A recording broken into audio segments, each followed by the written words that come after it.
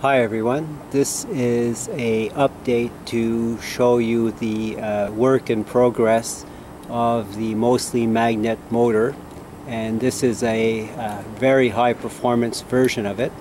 My previous video was one that was tested that was only 1 inch wide, and basically this one now is actually 8 inches wide, this dimension here, like that.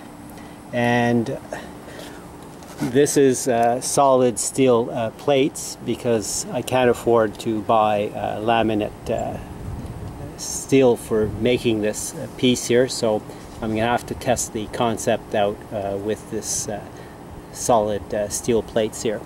This is a 1/2 inch steel plate here, and both ends here are 1/4 inch.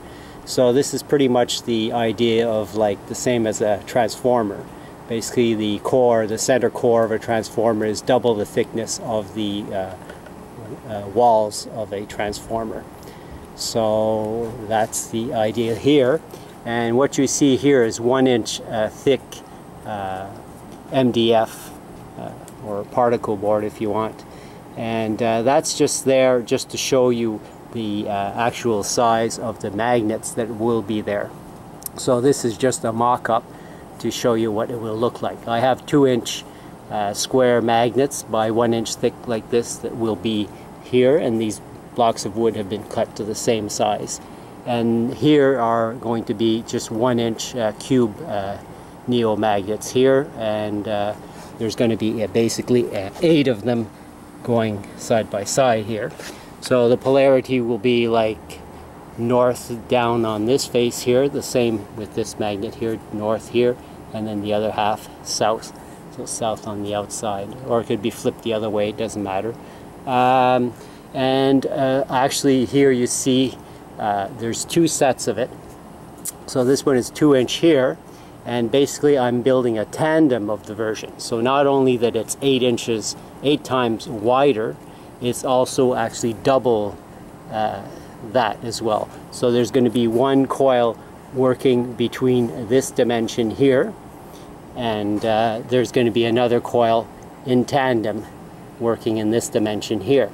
There's a lot of tests that I can do with that kind of configuration, and my coils will be wound bi-Fowler, meaning 2 strands of wire together at the same time will be wound, and the coil is going to be wound very precision to fit exactly into there, and so it doesn't rub in the center and that it doesn't rub on the outside fields here. And the coil, I'll be able to put it either in series connection or in parallel connection, so that'll give me the tests data on doubling the inductance, for instance, or less DC resistance and less inductance. Or the other feature would be to be able to create flyback collection. So one coil would be the energized coil, and the other coil would be the collection of the flyback, and so that we can isolate it and not go into very complicated circuits and do tests like that. The tandems also could be hooked up, this coil could be hooked up in series to work with this one, and or parallel, or this one here could actually, the second, let's call this A coil, and this B coil. This B coil could actually be taking the flyback out of this coil here and activating.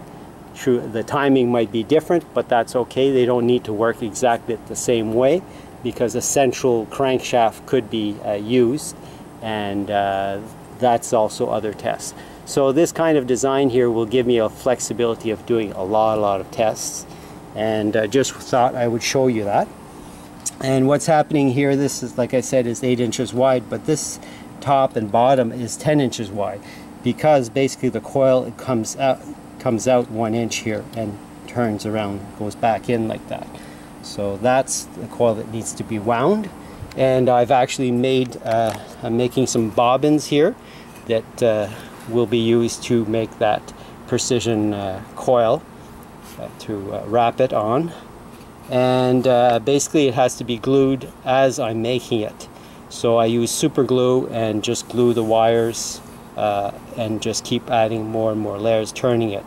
and need like wood as well, just to keep pressing the wires down, making sure that it's well glued. So this here is just the cut pieces, and that's what it kind of looks like. Here's 2 more pieces for the other side and the bottom. And what I do is then I wrap them with wax paper. So wax paper all around these pieces and on this here as well, because when I'm working with the glue, the coil will just, you know, stick to everything here. And if I put wax paper, and I'll be also working with epoxy, it won't stick to that. I'll be able to take these pieces off and make a cut here, and then just pull out that coil once it's all, because that coil needs to be very solid and strong, because it's going to be just, you know, working itself between here. And then on the outside here, just like my other previous video, there'll be guides that it'll be gliding on both ends here. So this is basically what this will look like once it's wrapped with wax paper. So there's tape on these here too. That's to hold the wax paper. It's a kind of a tape that is capable of sticking even onto wax paper.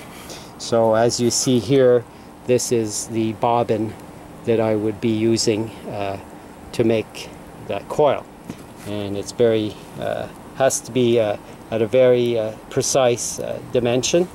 And then these pieces here are 1 inch thick, so I know exactly how high I can go so that it can fit in between there.